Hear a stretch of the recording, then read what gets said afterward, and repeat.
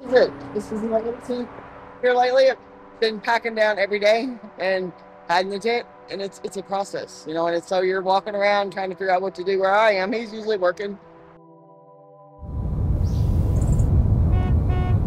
Portland wakes up to the sound of honking cars, the hurried footsteps of commuters, and the hustle and bustle of everyday life. But beneath the surface of that dynamic reality lies a reality that few people notice. Thousands of people greet the sunrise not from the warmth of their homes, but from inside makeshift tents set up along the cold sidewalks. This is a Portland that few people see, a hidden corner of Oregon where every street corner, every public bench holds a story of tears and extraordinary resilience. In this video, we take you beyond the cold statistics to the real people facing the homelessness crisis. They are not just homeless, they have names, stories, dreams, and wounds that have never healed. Join us as we step into their world, a world in the heart of the Pacific Northwest, to listen, understand, and together ask the question, what makes a home?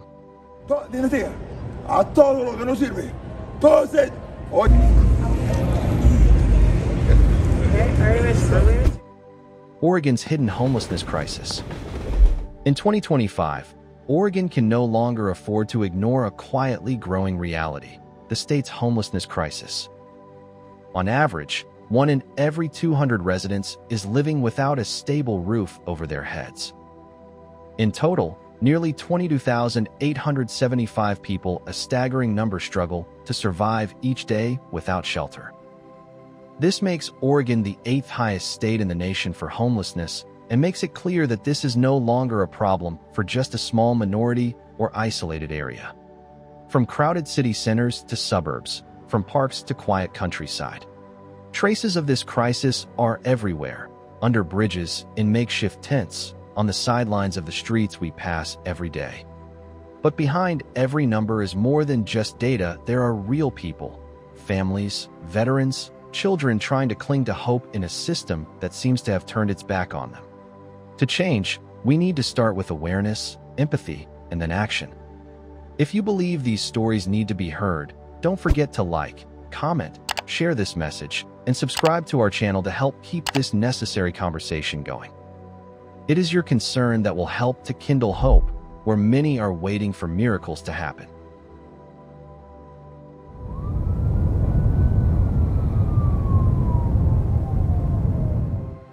The reality of homelessness in Oregon.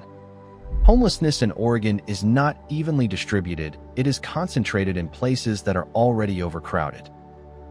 Nearly half of the state's homeless live in Portland, Oregon's largest city and economic hub.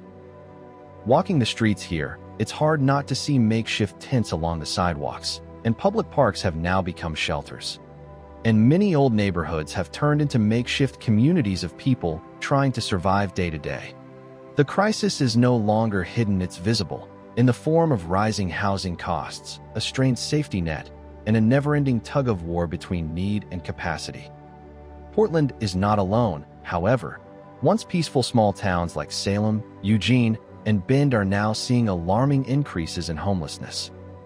Towns that were once considered immune are now facing tent encampments, overcrowded shelters, and more people living in cars or outdoors. In rural and remote areas, the picture is even bleaker. They also struggle with homelessness, but with limited resources, limited shelter, and virtually no adequate support facilities. Year after year, statistics paint a disturbing trend.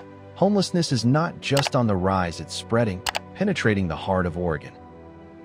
As housing prices soar, the cost of living increases, and the gap between rich and poor becomes more pronounced, the crisis is reaching beyond urban areas. It requires a comprehensive, statewide response, not just to deal with the immediate problem, but to address the underlying systemic causes. You were talking about the rapper Gucci Mane. Yeah. And so all of a sudden, I'm really credible, man. Current policies and efforts of Oregon government. Oregon is no exception in the fight against homelessness. But current policies reveal a troubling fact. Many of the solutions offered are merely temporary fixes, rather than addressing the root of the problem. While emergency shelters and temporary housing programs are necessary in the short term, they are like duct tape on a sinking ship. They provide temporary relief, but they are no substitute for a long-term, sustainable strategy. To make matters worse, policies only really get attention when homelessness makes headlines. But then, in a vicious cycle, that attention quickly fades, leaving the system's shortcomings largely unnoticed. Hundreds of millions of dollars have been spent, but for those living on the streets, their lives have barely changed. They are lost in a maze of procedures, facing a tangle of administrative barriers, making accessing support frustrating and sometimes near impossible. The disconnect between policy intent and actual experience is driving both people and support organizations into a spiral of frustration. Still, there's no denying that the Oregon government is taking more visible steps. The state has extended its state of emergency on homelessness through January 2026, demonstrating political commitment at the highest level. More than $500 million has been allocated for shelters, rental assistance programs, and essential services to help vulnerable populations. Additionally, legislative initiatives like House Bill 3644 are promoting coordination among counties, cities, and local communities. Emphasize a more regional, flexible approach and use budgets in a targeted way. Are these efforts really being effectively deployed to every street corner, every alley where people need it most? Because when thousands of people still have to huddle in the cold, when there are still children sleeping in cars instead of warm beds, the gap between policy and practice cannot be closed.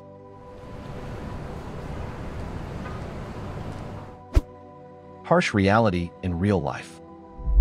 Despite the influx of funding and increased public attention, life for thousands of homeless people in Oregon remains harsh and uncertain. They still sleep on cold sidewalks, in the back of cars, or in makeshift shelters that offer little protection from the elements or a sense of security. The so-called Lifeline's emergency housing programs are overwhelmed and understaffed. And especially when they impose such strict requirements that many of the people who need help most cannot access them. For them, sometimes the complicated procedures and paperwork are more frightening than continuing to live outdoors. Instead of expanding the solution, some local governments choose to tighten the rules, banning camping, sitting, or lying in public areas. The stated goal is to maintain order and safety, but in reality, they are constantly displacing homeless people without any more humane alternatives. Night raids were frequent. Tents are dismantled, personal belongings are thrown away like trash, and already vulnerable people are pushed further into more remote, dangerous areas where they have even less access to essential services. These measures may make the city look cleaner in the public eye, but in reality, they only mask the problem instead of solving it. A vicious cycle continues. Clean up, move out, reappear, then clean up again. Meanwhile, the underlying cause remains unknown. Are we solving the problem, or just trying to erase it from view? And more importantly, can a community claim to be civilized, progressive if its most vulnerable are consistently pushed to the margins? What do you think is really holding us back from creating more sustainable solutions to homelessness? How can cities reconcile ensuring public order and protecting human dignity? Share your thoughts below. This is a conversation everyone needs to have. Homelessness is a public health crisis. Homelessness is not just a social or economic problem, it is increasingly a public health emergency, one that is especially evident in places like Portland. In late 2024, a severe outbreak of dysentery spread rapidly among the homeless community there. It's not just an epidemic, it's a stark reminder of the consequences of lacking access to clean water, basic sanitation, and essential health care. Living on the streets without access to toilets, showers, or safe shelters increases the risk of infection. Overcrowded camps and shelters become hotbeds for the spread of infectious diseases. Not only does homelessness threaten the homeless themselves, it also affects the wider community from schools, hospitals to the entire local health system. Homeless children, in particular, are the group that suffers the most. Not only do they face physical health risks, They also live in unstable, unsafe environments that cause chronic stress, anxiety, and psychological harm. This has serious implications for academic performance, intellectual development, and the ability to develop a sense of normalcy in life. If left unchecked, this vicious cycle can perpetuate inequality from generation to generation, creating a future where many children will never have the opportunity to escape the shadow of poverty and deprivation. Are we recognizing that access to clean water, sanitation, and healthcare is a basic right, regardless of where you sleep at night? Can we truly protect our communities if we continue to ignore the most vulnerable? As the housing and public health crises become increasingly intertwined, decisive and comprehensive action is required, not just to help those without shelter, but to protect the safety and humanity of our society.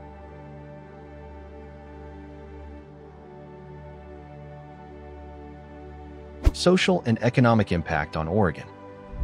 Homelessness in Oregon doesn't just affect people living on the streets, it's widespread and hurts entire communities. In many neighborhoods, crime rates are on the rise. But the root causes are often not inherent violence, but desperation, poverty, untreated mental illness, and survival instincts. Rather than being seen as personal failures, disorderly behavior is a symptom of a broken system. The consequences don't stop there.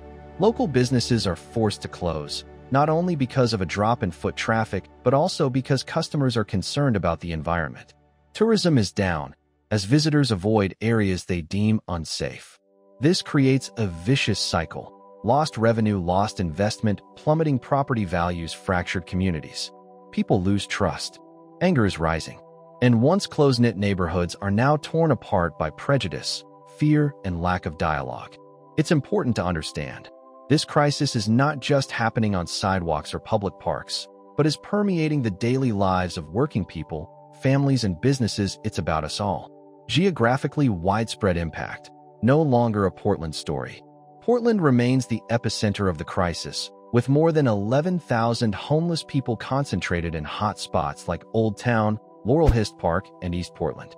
But the problem is no longer confined to big cities. In Eugene, Springfield, Salem, Bend, and Redmond, the homeless population is growing rapidly, so rapidly that local resources are struggling to keep up. Meanwhile, rural areas, once considered safe from urban problems, are also facing a silent exodus as the cost of living pushes people out of their homes. This spread shows that the crisis no longer respects traditional geographic or economic boundaries.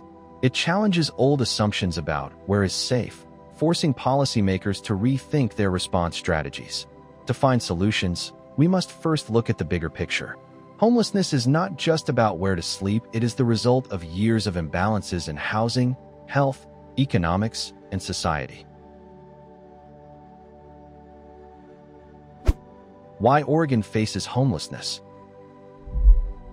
To understand the roots of Oregon's homelessness, we need to look beyond tents on sidewalks and dry statistics. The crisis is a web of intertwined factors, the most obvious of which is skyrocketing housing costs.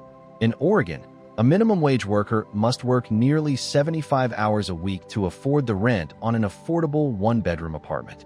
As wages fail to keep up with housing prices, thousands are pushed to the brink, where a small shock like a job loss, medical bills, or divorce can leave them homeless.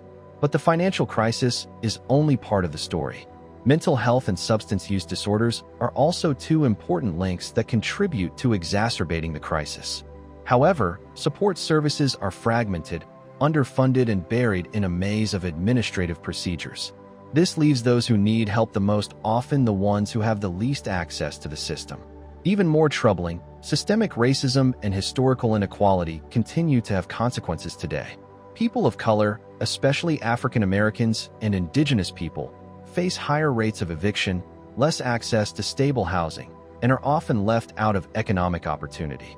These injustices are not a legacy of the past, they are actively shaping the face of modern homelessness. At the same time, decades of social spending cuts and political gridlock have undermined the assistance programs that once served as a safety cushion for the poor. As those services fade, more and more people are left without a way out.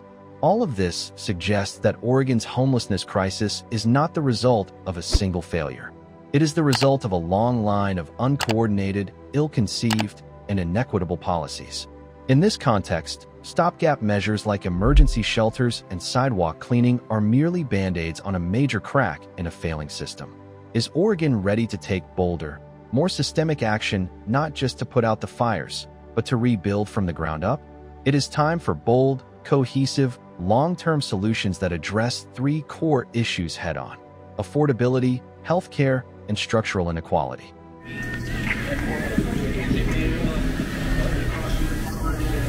Proposed solution and call to action. Housing is not a privilege reserved for a few. It is a basic human right, something everyone deserves, regardless of income, past, or current circumstances. If we truly want to solve Oregon's homelessness crisis, we can't continue to think the same way. The first and most urgent thing is to increase the construction of affordable housing. Not just numbers, but real homes where people can settle down and start over. We need to incentivize private developers to create low-income housing and enact policies that protect vulnerable communities from the wave of urbanization that is pushing them further away from the places they once called home. Without affordable options, everything else is a stopgap. The Housing First model is also key. Rather than requiring homeless people to meet complex eligibility criteria to receive help, it starts by providing unconditional, stable housing, a safe place from which they can heal, recover, and rebuild their lives. But shelter alone is not enough. We need to integrate mental health services, addiction treatment programs, and holistic supports right into that living space to heal not just the body, but the soul. Along with that, vocational training and jobs that pay a living wage are indispensable. Everyone deserves meaningful work, and homeless people are no exception. They need support with real opportunities, not empty promises. The solution cannot come from one side.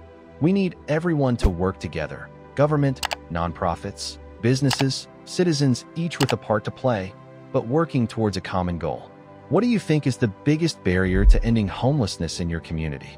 Share your thoughts below. We want to hear your ideas and experiences. Conclusion and message to everyone. Homelessness is not a sign of personal weakness, but a mirror of the cracks in the system that we as a society have allowed to fester for too long. We move homeless people from one area to another, take down tents and erect barriers, but we don't really heal. Each patchwork only obscures the truth. We are not addressing the root of the problem. Oregon does not lack resources, but what we lack is the collective will to engage, the courage to end this situation with sustainable action, not just temporary reactions. Real change does not come from money alone. It requires persistent pressure on leadership, consensus among organizations, and most importantly, it takes each of us as individuals to understand that change begins with our daily choices, to speak up, to act, and not to turn away. Homelessness will continue to exist as long as we accept its presence as normal. Only when we feel as heartbroken as if our own loved ones were sleeping on the streets will homelessness become unacceptable anywhere, for anyone. How can we call ourselves a progressive society when millions of people still do not have a place to call home? When will we move beyond apathy to actually act with compassion rather than just pity? Share your thoughts. How do you think we can break the cycle and create lasting change?